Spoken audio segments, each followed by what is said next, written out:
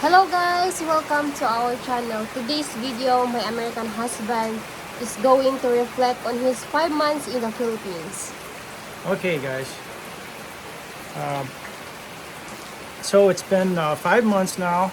It's the rainy season, and we can't build our house because it's raining, and it's a holiday.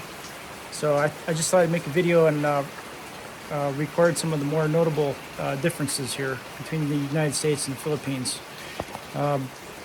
So one thing I noticed up here in the mountain provinces is that there's a lot more small farms. In the United States, the small farms got pretty much run out of town by the 1970s by Earl Butz and his agriculture secretary in that time.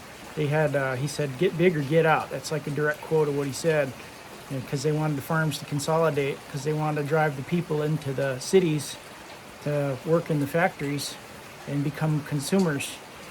They'd have to buy a lot more stuff if they weren't close to the land and producing their own things. So it was a strategy to increase consumption and consolidate farm ownership. And here in the Philippines, they don't allow foreign ownership of land. So there are no foreign countries owning land here in the Philippines. I also noticed they tend to do polycultures here. They've got in their rice fields, they've got cassava planted out there, they've got pineapple planted out there, they've got coconut seedlings. The Philippines is much closer to Jeffersonian agrarianism. If y'all are interested in polycultures and things like that, small farms and agrarianism, read up on Thomas Jefferson's agrarian movement. The American system is very much meant to foster dependence on consumption. They want to make everybody a consumer. We're not successful in business unless we have a lot of consumers. And business, Chamber of Commerce is unfortunately running everything, it seems like, in the United States. Now, a lot of people are like, oh, the workers there, they only make $10 a day. Yeah, they make $10 a day, but somehow they still have kids, they have a wife, and they seem happy. Am I wrong? It seems like they managed to raise a family on that $10 a day. Now, can you guys imagine that in the United States? I mean, yeah. So I did some more digging in the statistics on these rainy days to see, and I noticed that the incarceration rate in the United States is way higher than the Philippines. Now, I thought maybe this being an Asian country, they're more strict here and would have more people in jail, but it turns out the United States has 541 people per 100,000 in prison, and the Philippines has 162 per 100,000 in prison. So we're, 4 times more people in prison in the United States. The median age here in the Philippines is 25.3. It's 38.5 in the United States. Since people in the United States, they brought Social Security in Roosevelt's New Deal, people stopped having kids because they didn't need kids to take care of them in their retirement. Well, how's that going to turn out now that the government's took all the money out of the Social Security fund and you only got your 2.5 kids? I think the guy that's been making $10 a day, that knows how to live off the land, that's got 8 kids, is going to be better off when the system goes bankrupt.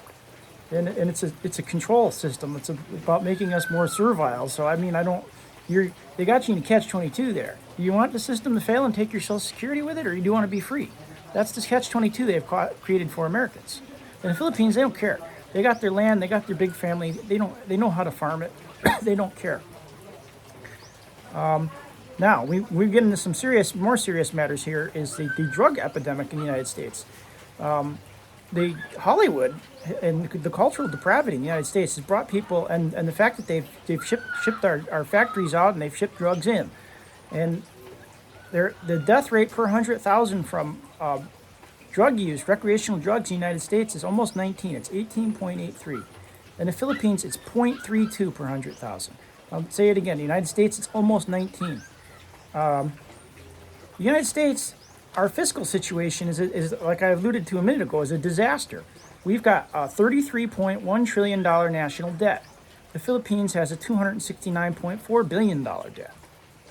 Population's like 1/3 the United States, and that national debt here is way less than 1/3, guys.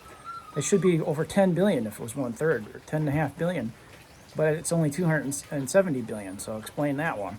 So every child born in the United States owes $93,000 to the national debt. If you want to, you can kind of calculate it that way. Let's just say every person in the U.S. owes $93,000. In the Philippines, they owe about $2,000 450 per capita. So, and we're spending $1 trillion this year in 2024 for the first year ever to service our debt. So, the reason that I'm saying all this is because they're like, the Philippines is a third world country, yada yada. Why do you go to the Philippines? Okay, guys, I read you those numbers. I think we in the United States are living in a bubble.